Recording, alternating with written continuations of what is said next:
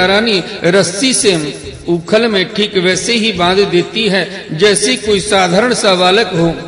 जब माता यशोदा अपने उद्यमी और नटखट लड़की को रस्सी से बांधने लगी तब वह 2 अंगुल छोटी पड़ गई। तब उन्होंने दूसरी रस्सी लाकर उसमें जोड़ी। जब वह फिर भी छोटी हो गई तब उसके साथ और जोड़ी। इस प्रकार वे ज्यों-ज्यों रस्सी लाती और जोड़ती गईं, त्यों-त्यों जुड़ने पर भी वे सब 2-2 अंगुल छोटी पड़ती गईं। यशोदा रानी ने घर की सारी रस्सियां जोड़ डाली, फिर भी वे भगवान श्री कृष्ण को न बांध सकी। उनकी असफलता पर देखने वाली गोपियां मुस्कुराने लगीं और वे स्वयं भी मुस्कुराती हुई आश्चर्यचकित हो गईं। भगवान श्री कृष्ण ने देखा कि मेरी माँ का शरीर पसीने से लथपथ हो गया है, चोटी में गुथी हुई मालाएं गिर गई हैं और वे बहुत थक भी गई हैं। तब कृपा करके वे स्वयं ही अपनी माया के बंधन में बंध गए। हे परीक्षित, भगवान श्री कृष्ण परम स्वतंत्र हैं। ब्रह्मा इंद्र आदि के साथ यह संपूर्ण जगत उनके वश में है, फिर भी इस प्रकार बंधकर उन्होंने संसार को यह बात दिखला दी कि मैं अपने प्रेमी भक्तों के वश में हूँ। क्योंकि शास्त्रों में कहा भी है, अहम भक्त पराधीनम। ग्वालिनी यशोदा ने मुक्तिदाता मुकुंद से जो कुछ अनिर्वचनीय कृपा प्रसाद प्राप्ति किया, वह प्रसाद ब्रह्मा पुत्र होने पर भी, शंकर आत्मा होने पर भी और वक्षस्थल पर विराजमान लक्ष्मी अर्धांगिनी होने पर भी ना पा सके।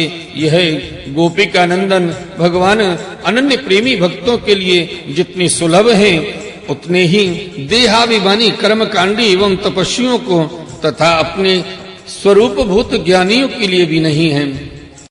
इसके बाद नंदरानी यशोदा जी तो घर के काम धंधों में उलझ गईं और उखल में बंधे हुए भगवान श्याम सुंदर ने उन दोनों अर्जुन वृक्षों को मुक्ति देने की सोची, जो पहले यक्षराज कुबेर के पुत्र थे। इनके नाम थे नलकूबर और मणिग्रीव।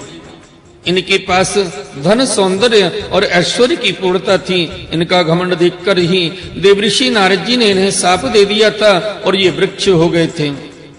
बोलिए श्रीमद्भागवत महापुराण की जय।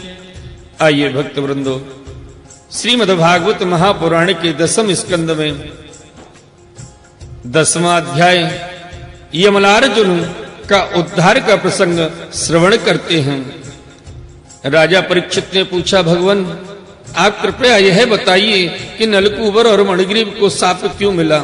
उन्होंने ऐसा कौन सा निंदित कर्म किया था जिसके कारण परम शांत देवऋषि नारद जी को भी क्रोध आ गया? श्री सुखदेव जी ने कहा, परीक्षित, नलकूबर और मणिग्रीव ये दोनों एक तो धनाध्यक्ष कुबेर के लाडले लड़के थे और दूसरे इनकी गिनती हो गई रुद्र भगवान के अनुचरों में। इससे उनका घमंड बढ़ गया। एक दिन वे दोनों मंदाकिनी के तट पर कैलाश के रमणीय उपवन वारुणी मदुरा पीकर मनोन्मत्त हो गए थे। नशे के कारण उनकी आंखें घूम रही थीं। बहुत सी स्त्रियां उनके साथ गा बजा रही थीं और वे पुष्पों से लदे हुए वन में उनके साथ विहार कर रहे थे। उस समय गंगा जी में पांत के पांत कमल खिले हुए थे। वे स्त्रियों के साथ जल के भीतर घुस गए और जैसे हाथियों का जोड़ा हथनियों के साथ जल क्रीड़ा कर रहा हो, वैसे ही वे उन युवतियों के साथ तरह तरह की क्रीड़ा करने लगे। हे परीक्षित, संयोग वसुधर से परम समर्थ देवऋषि नारद जी आ निकले। उन्होंने उन यक्ष युवकों को देखा और समझ लिया कि ये इस समय मतवाले हो रहे हैं। देवऋषि नारद को देखकर वस्त्रहीन अप्सराएं लजा गईं। सांप के डर से उन्होंने तो अपने अपने कपड़े झटपट पहन लिए, परंतु इन यक्षों ने कपड़े नहीं पहने। जब देवऋषि नारद जी ने देखा कि ये देवताओं के पुत्र होकर श्रीमद से अंधे और मदरा पान करके उन्मत्त हो रहे हैं, तब उन्होंने उन पर अनुग्रह करने के लिए शाप देते हुए ये कहा। देवऋषि नारद जी ने कहा, जो लोग अपने प्रिय विषयों का सेवन करते हैं, उनकी बुद्धि को सबसे बढ़कर नष्ट करने वाला है श्रीमद। धन संपत्ति का नाश, हिंसा आदि रजोगुणी कर्म और कुलीनता आदि का अभिमान भी उससे बढ़कर बुद्धि भ्रंशक नहीं है, क्योंकि श्रीमद के साथ साथ तो स्त्री जुआ और मदरावी रहती है। ऐश्वर्य मद और श्रीमद से अंधे होकर अपनी इंद्रियों के वश में रहने वाले क्रूर पुरुष अपने नासवान शरीर को तो अजर अमर मान बैठते हैं और अपने ही जैसे शरीर वाले पशुओं की हत्या करते हैं। जिस शरीर को भूदेव, नरदेव आदि नामों से पुकारते हैं, उसकी अंत में क्या गति होती है? उसमें कीड़े पड़ जाएंगे, पक्षी खाकर उसे विष्ठा बना देंगे, या वह जल कर राख का ढेर बन जाएगा। उसी शरीर के लिए प्राणियों से द्रोह करने में मनुष्य अपना कौन सा स्वार्थ समझता है? ऐसा करने से तो उसी नरक की प्राप्ति होगी। बतलाओ तो सही, यह शरीर किसकी संपत्ति है? अन्न देकर पालने वाले की है या गर्भधान कराने वाले पिता की?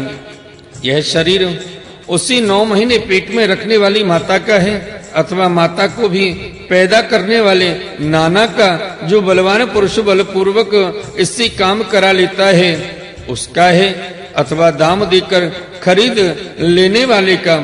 चिता की जिस दधकती आग में यह जल जाएगा उसका है, अथवा जो कुत्ते श्यारे इसको चीत चीत कर खा जाने की आशा लगाए बैठे हैं उनका? यह शरीर एक साधारण सी वस्तु है, प्रकृति से पैदा होता है और उसी में समा जाता है।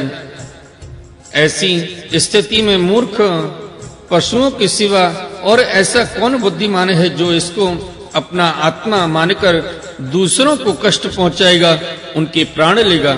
जो दुष्ट श्रीमद से अंधे हो रहे हैं, उनकी आंखों में ज्योति डालने के लिए दरिद्रता ही सबसे बड़ा अंजन है, क्योंकि दरिद्र यह देख सकता है कि दूसरे प्राणी भी मेरे ही जैसे हैं। जिसके शरीर में एक बार कांटा गढ़ जाता है, वह नहीं चाहता कि किसी भी प्राणी को कांटा गढ़ने की पीड़ा सहनी पड़े, क्योंकि उस पीड़ा और उसके द्वारा होने वाले विकारों से वह समझता है कि दूसरे को भी वैसी ही पीड़ा होती है।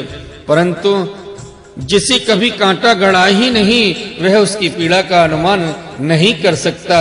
इसीलिए संत कहते हैं, जाके पैर न फटी विवाई, हो क्या जाने पीर पराई, हो क्या जाने पीर पराई। दरिद्र में घमंड और हिकड़ी नहीं होती, वह सब तरह की मदों से बचा रहता है, बल्कि दैवी वश उसे जो कष्ट उठाना पड़ता है वह उसके लिए एक बहुत बड़ी तपस्या भी है। जिसे प्रतिदिन भोजन के लिए अन्न जुटाना पड़ता है, भूख से जिसका शरीर दुबला पतला हो गया है, उस दरिद्र की इंद्रियां भी अधिक विषय नहीं भोगना चाहती, सूख जाती हैं, और फिर वह अपने भोगों के लिए दूसरे प्राणियों को सताता नहीं, उनकी हिंसा नहीं करता। यद्यपि साधु पुरुष समदर्शी होते हैं, फिर भी उनका समागम दरिद्र के लिए ही सुलभ है, क्योंकि उसके भोग तो पहले से ही छूटे हुए हैं। अब संतों के संग से उसकी लालसा तृष्णा भी मिट जाती है और शीघ्र ही उसका अंतःकरण शुद्ध हो जाता है। जिन महात्माओं की चित्त में सबके लिए समता है, जो केवल भगवान की चरणारविंदों का मकरंद रस पीने के लिए सदा उत्सुक रहते हैं, उन्हें दुर्गुणों के खजाने अथवा दुराचारियों की जीविका चलाने वाले और धन के मद से मत वाले दुष्टों की क्या आवश्यकता है? वे तो उनकी उपेक्षा ही मात्र है। ये दोनों यक्ष वारुणी मधुरा का पान करके मतवाले और श्रीमद से अंधे हो रहे हैं। अपनी इंद्रियों के अधीन रहने वाले इन स्त्री लंपट यक्षों का अज्ञान जनित मद में चूर चूर कर दूंगा। देखो तो सही कितना अनर्थ है कि ये लोकपाल कुबेर के पुत्र होने पर भी मदोन्मत्त होकर अचेत हो रहे हैं, और इनको इस बात का भी पता नहीं है कि हम बिल्कुल नंग धड़ंग हैं। इसलिए ये दोनों अब वृक्ष योनि में जाने के योग्य हैं। ऐसा होने से इन्हें फिर इस प्रकार अभिमान कभी नहीं होगा। वृक्ष योनि में जाने पर भी मेरी कृपा से इन्हें भगवान की स्मृति बनी रहेगी, और मेरी अनुग्रह से देवताओं की 100 वर्ष बीतने पर इन्हें भगवान श्री कृष्ण का सानिध्य प्राप्त होगा, और फिर भगवान के चरणों में परम प्रेम प्राप्त करके ये अपने लोक में चले जाएंगे। श्री सुखदेव जी कहते हैं कि देवऋषि नारद इस प्रकार कहकर भगवान नर नारायण के आश्रम पर चले गए। नल कुंवर और मनग्रीव ये दोनों एक ही साथ अर्जुन वृक्ष होकर यमलार्जुन नाम से प्रसिद्ध हुए। भगवान श्री कृष्ण ने अपने परम प्रेमी भक्त देवऋषि नारद जी की बात सत्य करने के लिए धीरे धीरे उखल घसीटते हुए उस ओर प्रस्थान किया जिधर यमलार्जुन वृक्ष थे। भगवान ने सोचा कि देवऋषि नारद मेरे अत्यंत प्यारे हैं और ये दोनों भी मेरे भक्त कुबेर के लड़के हैं, इसलिए महात्मा नारद ने जो कुछ कहा है उसे मैं ठीक उसी रूप में पूरा करूंगा। यह विचार करके भगवान श्री कृष्ण दोनों वृक्षों के बीच में घुस गए। वे तो दूसरी ओर निकल गए, परंतु उखल टेढ़ा होकर अटक गया। दामोदर भगवान श्री कृष्ण की कमर में रस्सी कसी हुई थी। उन्होंने अपने पीछे लुढ़कते हुए उखल को जो ही तनिक जोर से खींचा त्यों ही पेड़ों की सारी जड़ें उखड़ गईं। समस्त बल विक्रम के केंद्र भगवान का तनिक सा जोर लगते ही पेड़ों के तने शाखाएं, छोटी छोटी डालियां और एक एक पत्ते कांप